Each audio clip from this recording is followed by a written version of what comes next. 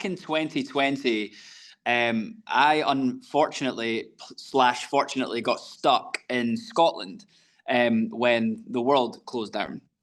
And I had to continue writing because I was back in my mum and dad's house.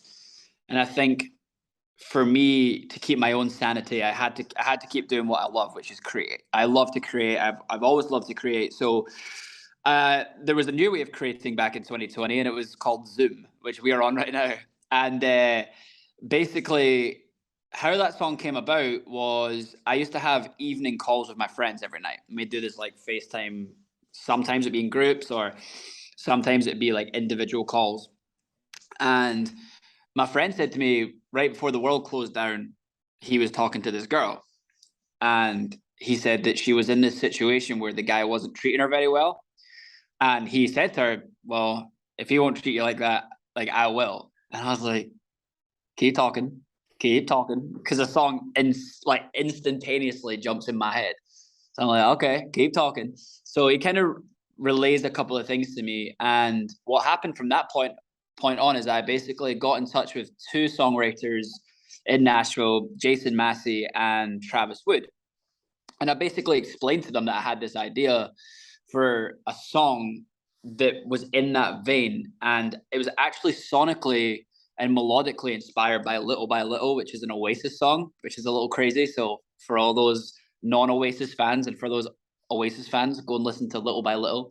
But basically, I jump on this Zoom call with Jason and Travis, and we have this idea called originally If He Won't, I Will, which then got shortened down to I Will. The song's exactly the same, nothing changed. So we basically wrote this song, and yeah, like I say, melodically it was inspired by Little, and lyrically it was inspired, by my friends, with a conversation with my friend.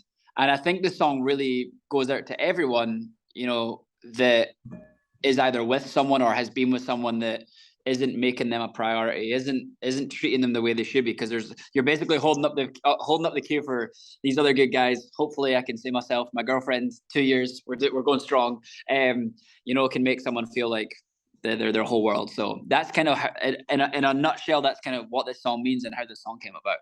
My grandfather owned a garage, like a car repair shop, and my dad worked as a mechanic. And I remember back as little as me being maybe 3 years old, I would go to the garage on a Saturday morning and my dad would be playing Johnny Cash records. And that's where I really learned about cars and country music. And from a young age, I was inspired by that kind of hypnotic train beat that you hear often in Johnny's records, which is it sounds like a train. And from that moment on, I think from being so young, I don't know if I paid all that much attention to what I was actually listening to, but I loved it and I was fascinated by it. And then when I maybe it was about 6 or 7 years old, I then really started to understand what I was listening to in terms of, analyzing lyrics and listening to chords and how a song is structured. And, my gateway into country music was definitely those Saturday mornings with my dad listening to Johnny Cash. And my mum was also a huge, or still is, RIP, but a huge Kenny Rogers fan. And I mean, I remember the first time I heard The Gambler, I was like, oh, what a song. And then she used to sing Ruby and Lucille around the house. So it's kind of funny. I think a lot of people who necessarily don't know me probably think I, listened to pop, rock, alternate music or whatever for most of my life. And then one day I was like, I like FGL, which I do. I love FGL, and I like Kane Brown, and I love all these guys. I think they're all incredible. But my gateway into country was old school. It was Johnny Cash. It was Kenny Rogers, and a little bit of Garth here and there. And yeah, it came from a great place. So I had finished a television show in the UK, which was very much the same as The Voice, basically. And I did very well on that show. And once I came off the show, I moved back to Edinburgh because I was living in London when I was doing the show. And so I moved back up to Edinburgh, and I was playing gigs in bars just to, make money. And it was actually my dad who turned around to me and said, I think you should go to Nashville. And now my dad doesn't really speak that much, so the fact he said that, it kind of took me back. And I remember first saying, "Well, with what money?" And the day after, I went for lunch with my grandma, and my brother had studied a PhD in law at Cambridge University, and my grandma had saved $100 a month for 20 months whilst he was at Cambridge so that my brother could eat. So this is literally a God thing. So I have this conversation with my dad. I say, "What money?" Because that came from a very working class background. I go to lunch with my gran and she presents me with a check for $2,000. Now, $2,000 is a lot of money, but it's not when you have to survive a whole month, pay rent, eat. So and book a flight. So I booked my flight, which was like $600. I'm just like, okay, I'm gonna go to Nashville. I'm just gonna go do it.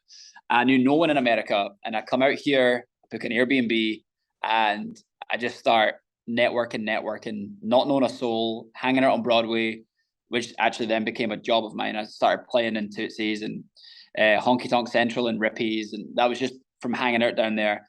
And then it's kind of crazy to cut a very long story very, very short. I was basically playing down on Broadway, and that's where I was discovered by the record label that I am now signed to from me performing on Broadway. I really hope that my story can inspire people to know that, I really pushed myself out of my comfort zone in order to come to Nashville. But had I not done so, I don't really know where my life would be.